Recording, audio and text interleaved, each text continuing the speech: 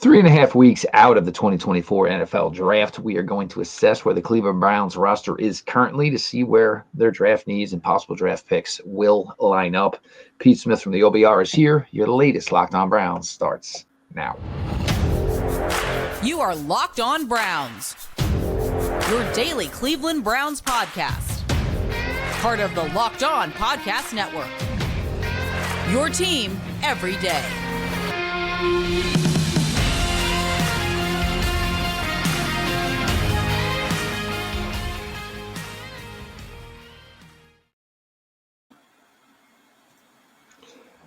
Welcome back, my friends, to the show that never ends, your daily delivery of all things Dog Pound, LGB on the LOB, the Locked On Browns podcast, brought to you by the Locked On Podcast Network, your team every day. Your host, Jeff Lloyd. I appreciate you all for making Locked On Browns your first listen every single day. The everyday crowd keeps growing. Subscribe to the Locked On Browns YouTube channel and join the party. The show is always available, always free, wherever you get your podcasts. Today's episode is brought to you by FanDuel. Make every moment more. Right now, new customers get $200 in bonus bets with any winning $5 bet. That's $200 if your team wins. Visit FanDuel.com/lockedon to get started. The OBR's Pete Smith, like I said, in for the ride. We are getting closer and closer now, obviously under the 4-week mark. The calendar is now April 25th for the Browns. Technically right now, April 26th, the NFL draft will commence for them.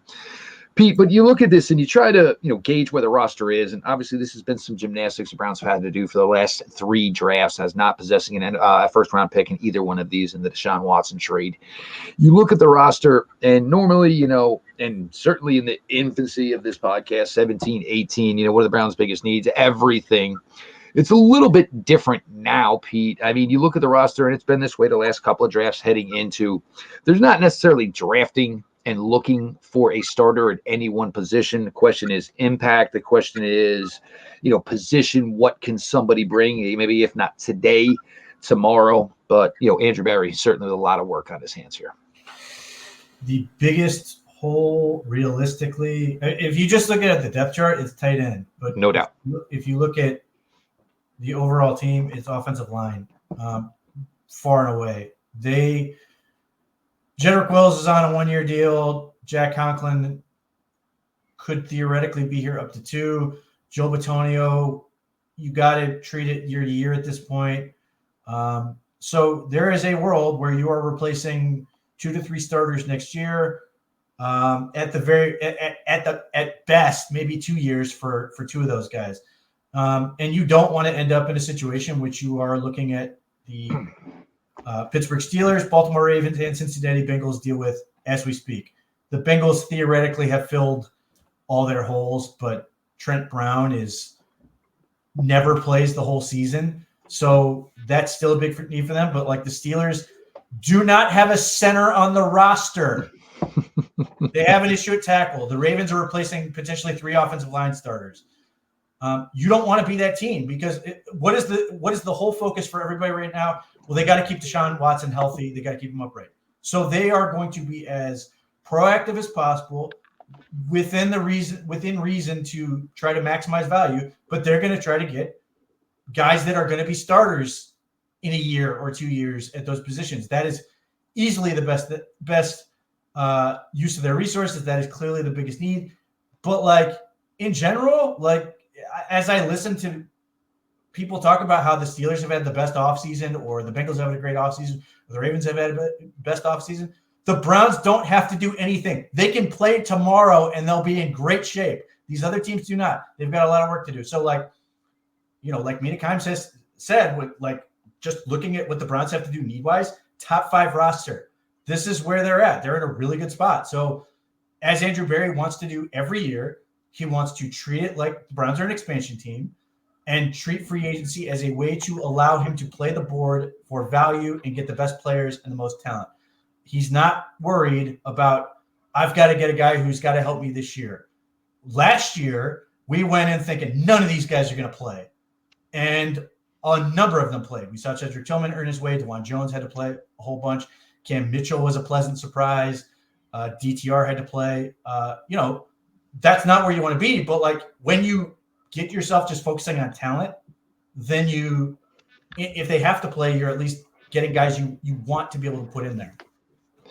And of course now, but you look at it, and obviously, this class last year and even next year, with obviously the COVID years and those sorts of things, it certainly probably limits the guys that the Cleveland Browns would certainly have interest in. But I do think you bring up a great point as far as last year. This was something we talked about where we didn't think, these guys were coming into big roles. Certainly, hopefully, the Browns are going to hope for better, luck as far as injuries. But you look at it, though, in the guard position, it'll come down to whether or not Joel thinks he has 25 in him. Let's get to 24 before we make that decision. And the tackle position, again, the same position as it was last year. I mean, it looked great, going into the season. DeJuan Jones had such a strong summer. Then all of a sudden, Jack was down, Jed was down, DeJuan was down, and it was, tackle 4 or 5 playing majority of the time. Is it maybe more position, Pete, than necessarily where the stacking of a said position is, because of its offensive tackle, because of how important it is? That is something that needs to be addressed now before it becomes an even bigger glaring need. Well, one of the things that Andrew Berry has done a good job of is sort of scheduling where he's going to have to attack positions relative to where the strength is. So, like, we're looking at this draft class, and arguably the best position in the entire class is offensive tackle. It's a great year to need an offensive tackle. Not as good for guard, but there are a couple of these tackles, like I got to learn how to pronounce this dude's name. Karan Ahmed-Gaji from Yale. I hope that's right. Like, a lot of people like him as a tackle, and maybe he is, but it would not surprise me if that guy was a guard.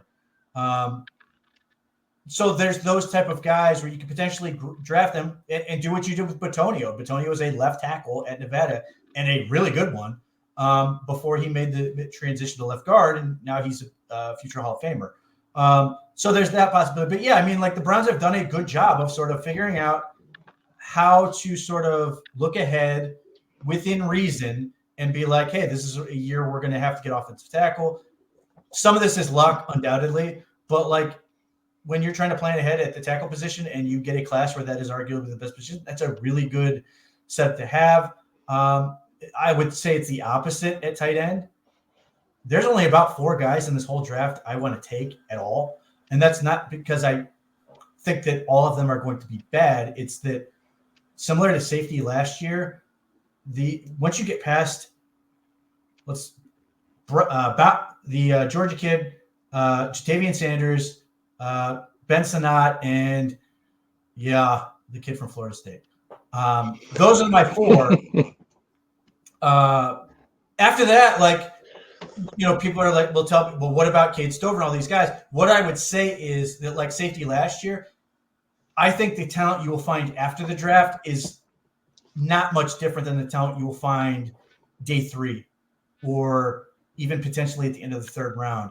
That doesn't mean that those guys won't hit. Cade Stover could be great, but in the same way that, like, nobody thought Ronnie Hickman was going to be an undrafted free agent, there was going to be talent after the draft that was sort of comparable to the guys you could have taken in the draft.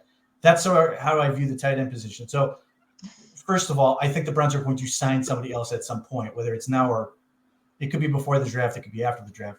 But if they luck into one of those top guys that I'm a fan of, then all the better. But, like, that's sort of the setup. Tackle is a great situation. Hell, if they want to go wide receiver, obviously there's a lot of talent at wide receiver. They can still do that. But, like, the blessing of this situation for the Browns is they can play the board. They can just go, hey, we really like this guy. It could be a quarterback. Like, that's the thing. Like, the Browns don't care as far as that goes. Like, if they love somebody, they will take them. Well, and that's the thing. And with the tight end, look, if this was last year's draft or the draft before, you'd say, all right, Browns are in a fine position as far as, acquiring a tight end. Not necessarily the case this year. We're going to continue here, get some thoughts here from Pete. Pick 54, latest Locked On Browns continues.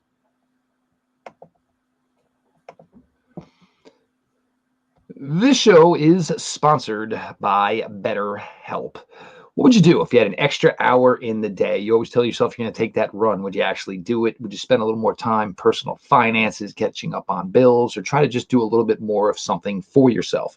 A lot of us spend our lives wishing we had more time. Question is, time for what? If time was unlimited, how would you use it? Therapy can help you find what matters to you so you can do more of it. We all live this world where we are literally just constantly juggling and juggling and juggling. Therapy can help us juggle the stuff we need to do so we can actually find out some of the stuff that we would actually like to do, what we want to do. If you're thinking of starting therapy, give BetterHelp a try. It's entirely online. It's designed to be convenient, flexible, and suited to your schedule. Just fill out a brief questionnaire to get it matched with a licensed therapist, and you can switch therapists at any time for no additional charge. Learn to make time for what makes you happy with BetterHelp. Visit BetterHelp.com/lockedon today to get 10% off your first month. That's BetterHelp, HELP.com/lockedon.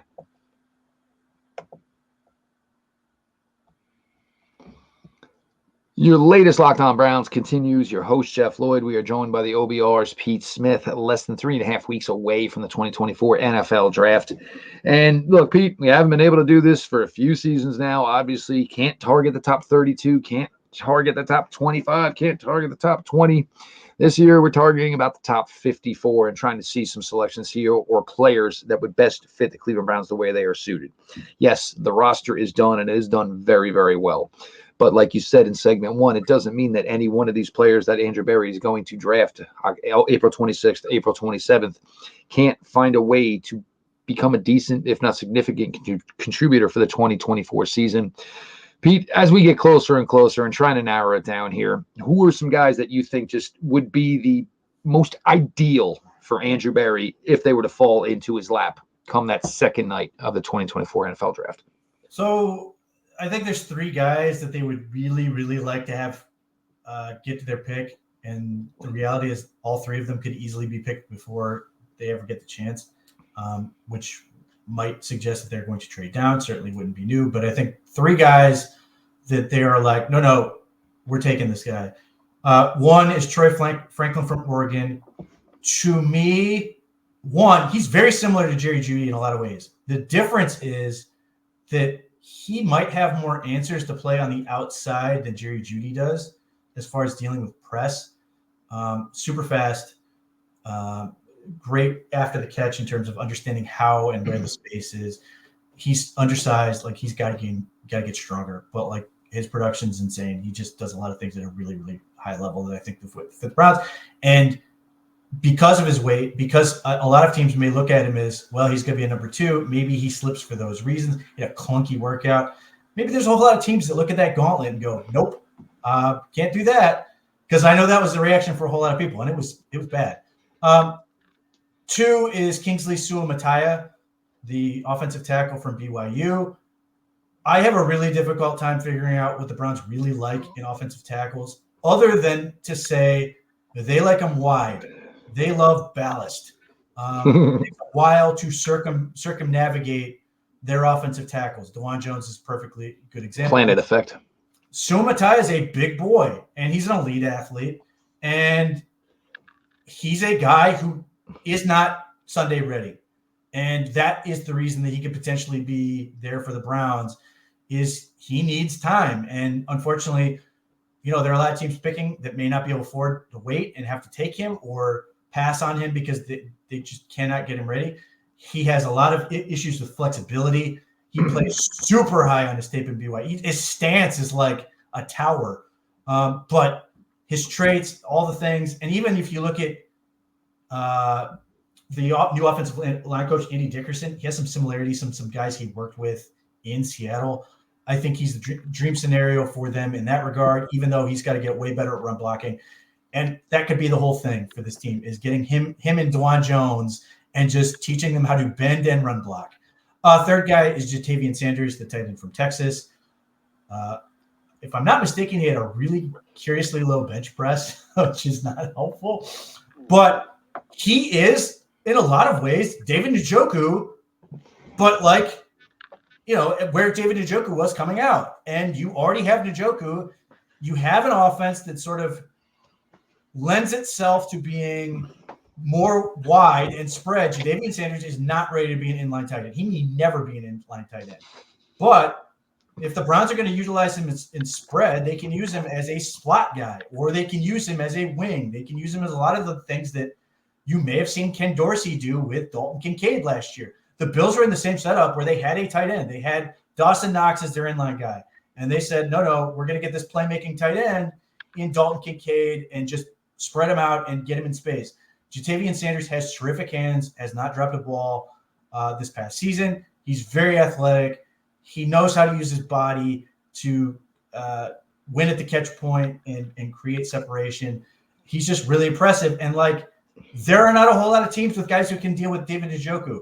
You have the ability to then pair him with somebody else. You don't have to sort of rush him out there. You can sort of figure out how to use him. I do think the Isaiah Likely effect is real in terms of you just get some of these guys who can get open and run and are big. But there's a lineup where you can put out there where you have David Njoku, Amari Cooper, Ja'Tavion Sanders, and then any of the other guys, and you have 3 guys who are in excess of 200 pounds. Hell, if the 4th guy's Tillman, if he figures it out, suddenly you have the big boy lineup. But Kevin Stefanski loves mismatches. You like having the ability to go big. You like having the ability to go small and fast and all these other things.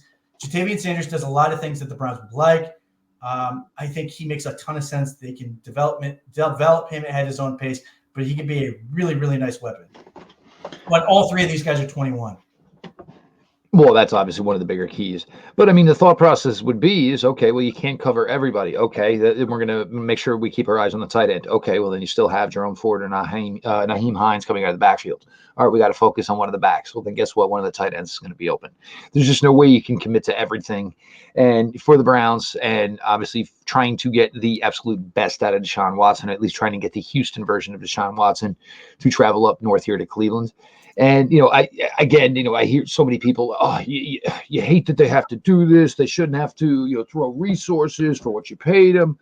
I get all that. I do. But again, at the end of the day, it's not affecting anything. The Browns still put together a ridiculously good defensive line. They still have 5 capable safeties on the roster. They have 5 capable corners on the roster. They were still able to bring in linebacker help. So, I understand if that's your point. And I think a lot of it is just the fact that you want to carry the torch and keep, pointing and, hoping the Deshaun Watson experiment fails. Doesn't work for me. Now, something I want, and certainly something that would, certainly not help as far as, putting out content, because, you want things to be hopefully more in a positive light. But the Browns are doing everything they can to hedge their bets to make sure that obviously 2024 is even more successful than 2020 was, or even more successful than 2023 was. We're going to get some thoughts from Pete here. We're going to talk a little about some day 3 guys, and this just might be lightning on a bottle, obviously. We continue here, your latest Locked On Browns. Appreciate everybody sticking along for the ride.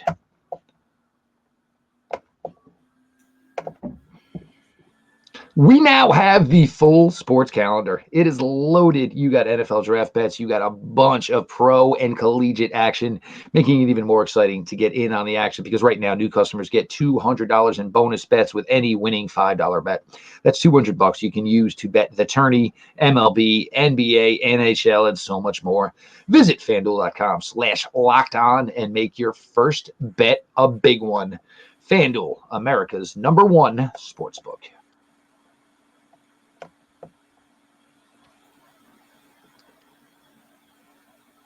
Continuing on here, your latest Locked On Browns, your host, Jeff Floyd. I appreciate everybody who makes Locked On Browns their first listen every single day. If you're not part of the everyday crowd by now, making new plans, stand, subscribe to Locked On Browns YouTube channel. Show is always available, always free, wherever you get your podcast. We are talking with the OBR's Pete Smith, discussed the Browns' current roster construction, some dream scenarios that could possibly lay out for Andrew Berry with pick 54, the Browns' current #1 selection in the 2024 NFL draft, rather. Maybe the DJ Burns business got that thought process rolling. But Pete, day 3, and look, day 3, it really should be about value. It should be about athleticism checking out, hopefully age checking out, production checking out, trying to get any balance you can. And these guys are going to come in, most likely probably going to start with some special teams work, or, and slowly, find your way in. But there were names last year, Isaiah McGuire, other names, DTR certainly, where these guys were kind of just afterthoughts on day 3 of the 2023 NFL draft. And then next thing you know, there were weeks where DTR was your starter, winning a big home game against Pittsburgh Steelers. Isaiah McGuire getting some meaningful reps later in the season at defensive end because there were some issues with injuries at the position. You never know, and that's kind of why here on day 3, you try to find value. You try to find somebody that say, hey, at least if I give him a simple role, some simple assignments. I know he can take the field and at least, represent. Yeah, it's gonna be tough this year just because it's They don't want 24-year-olds.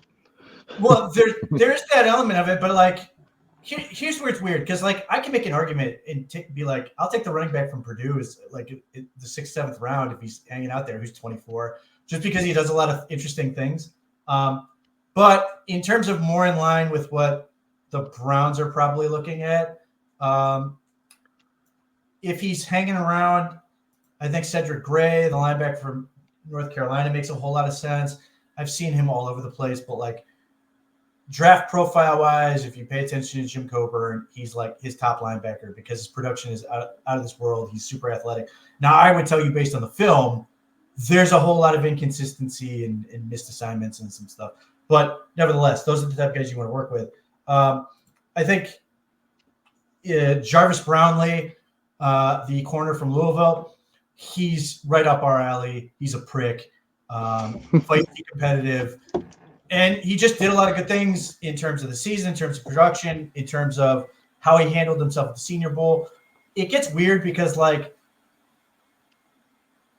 obviously the Browns want man corners, and sometimes it can be weird sort of, evaluating these guys. But, like, I've looked at this from a couple of different angles. Like, I use Cam Hart as an example. Cam Hart is a guy who's, like, played a whole lot of zone at Notre Dame. And, you look at him and you go, oh, he's a cover 2 corner. Well, I thought the same thing on Martin Emerson coming out, and then the Browns drafted him. And I liked his game and everything, but you're sort of like, oh, he's going to be a zone corner. And Martin Emerson's been great as a man corner. So, like, there's these guys where you sit there and go, they're really, just get good players and we'll figure it out. So there is part of me that sort of wants to ignore that fact, even though I'm sort of also keeping that in mind. If Javon Baker is hanging around day 3, the wide receiver from UCF, he's interesting. Running backs, this is where I think the Browns are going to be in the market for running back. Unless they fill that donut hole in round 4, I think you're probably looking at round 5. Look, this is an Audric Esteem house. I think he's still the best running back in the draft. I don't care that didn't run super fast. His pro day was better, even if you put the tack on it. He just, if you want to spread teams out and go, hey, there's little guys in the middle of the field and we're going to get a running back, we're going to run them over. Audric Esteem is that guy. His explosive run percentage is super high in an offense where everybody knew he was the guy getting the ball for the most part. I think those guys make a lot of sense. And then there's other, there's continues to be offensive linemen. You get super deep and you get into guys like the other offensive lineman from Maryland. I mean, Delmar Glaze is sort of hanging out. He's sort of an interesting guy. But I think it's – look his name up. Ayudzay something who I think would kick into guard. Makes a lot of sense. The Javion Cohen is potentially interesting in that vein. Satoa Lamea is a guard. Was a tackle at Utah. Might kick into guard. In the NFL, I think those are sort of the type of guys. They're younger. They could go with some of these super athletic 23-year-olds that you're seeing. The one guy I think that could make a lot of sense, and I suspect media is higher on him in the NFL, is Mason McCormick from South Dakota State. South Dakota State, yes. I think the overarching theme for me watching this draft is going to be where these smaller school guys go. I think media is higher on them as a whole than the NFL tends to be. That doesn't mean there could be outliers, but with a lot of these guys, there's a sense of adjusting to the level of competition. There's an element of, how much are they developed? So, like, Amagaji's a perfect example. He needs a lot of work from Yale. He needs a lot of work. Would not surprise me if Mason McCormick is in that same bit. But if you watch Mason McCormick on tape, he is the left guard version of Wyatt Teller. All the good and bad of Wyatt Teller. He is angry. He wants to hit people. He wants to do all these things, but he's stiff and has some issues hitting some moving targets and will have his share of whiffs. So you can make an easy transition to why the Browns would like him in this draft. I think there's a couple of those guys where like that's where the Browns can be interesting, because normally the Browns tend to like guys who play in big boy conferences or at least played against competition. They made a huge deal out of the fact that Alex Wright played Georgia at UAB as a way to sort of look at justify. So that's sort of the challenge with some of these guys, that they didn't necessarily get that. I don't know if the Browns will hold that against them, but like this is the thing. They've got to get guys that they can develop, and they may look at some of these toolsy projects and go, Andy Dickerson and Roy Eastvine say to themselves or say to the team, hey, we can take care of it, or we've got a plan for these guys. It makes sense. So there's a lot of smaller school guys in that vein that could be of interest. And look, day three, for me, it's always been where the excitement is. Certainly, you get guys who either perceived to be slipping, or that was where their spot was all the time. You get guys who were maybe thought to go round 7, round 6. All of a sudden, their name gets called on round 4, round 5. Always, for me, day 3 is always certainly for me the money day. He is Pete Smith from the OBR. Pete and the group over there obviously continue to put out great content for you every day, whether it's Jack Duff and talking all about the cap and the manipulation of the cap. Great stuff there. Pete with draft coverage, Jake Burns breaking down film. The OBR has got you covered for everything between now and April 25th and certainly beyond. Make sure you're checking that all out. Make sure you're following Pete at @Pete Smith _ I'm your host, Jeff Lloyd. I appreciate you all who make Locked On Browns your first listen every single day. The everyday crowd, you're a bunch of filthy animals, but you're my filthy animals. Join the filthy animals. Subscribe to Locked On Browns YouTube channel. The show is always available, always free, wherever you get your podcasts. This has been your daily delivery of all things Dog Pound, LGB on ELOB. Let's go Browns.